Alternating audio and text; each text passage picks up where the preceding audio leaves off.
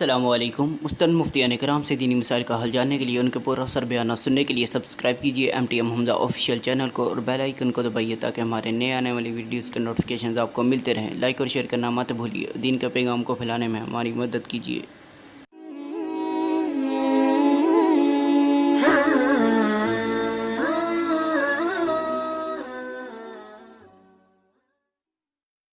یہ صاحب ایک اور مسئلہ ہے قربانی کے حوالے سے ہی کہ جو جانور کے اندر لوگ شریک ہوتے ہیں ان میں سے اگر کوئی ایک آدمی ہے، سات لوگ ایک بڑے جانور میں شریک ہوتے ہیں، تو اگر کوئی ایک آدمی ہے اور وہ اس کی آمدنی مشکوک ہے کسی بھی طریقے سے ظاہر ہے، تو کیا باقیوں کی قربانی کا اس کی وجہ سے اثر پڑے گا؟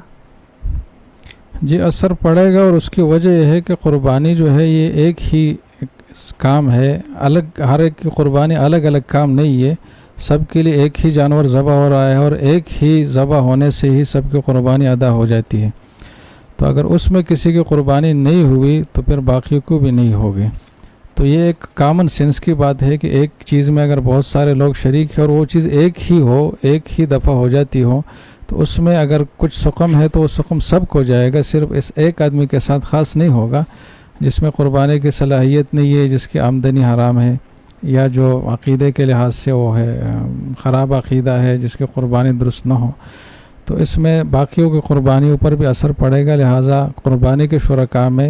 جو انتخاب کرنا اس میں اس بات کی رعایت ضروری ہے کہ صحیح العقیدہ لوگ ہو جن کی کمائی بھی حلال ہو۔ البتہ یہ حکم جب ہوگا جب یقینی طور پر پتہ ہو کہ اس کی حرام آمدنی ہے۔ اگر شک کی صورت ہو تو اس کا اعتبار نہیں ہے۔ اسی طرح اگر کوئی شخص حرام کما رہا ہے لیکن اس کی حلال آمدن بھی ہے اور حلال آمدن زیادہ ہے اور حرام آمدن کم ہے، تو اس میں بھی غالب کا اعتبار ہوتا ہے اور اس کے ساتھ معاملات باقی بھی جائز ہوتے ہیں اور قربانی میں شریک ہونا بھی جائز ہوتا ہے۔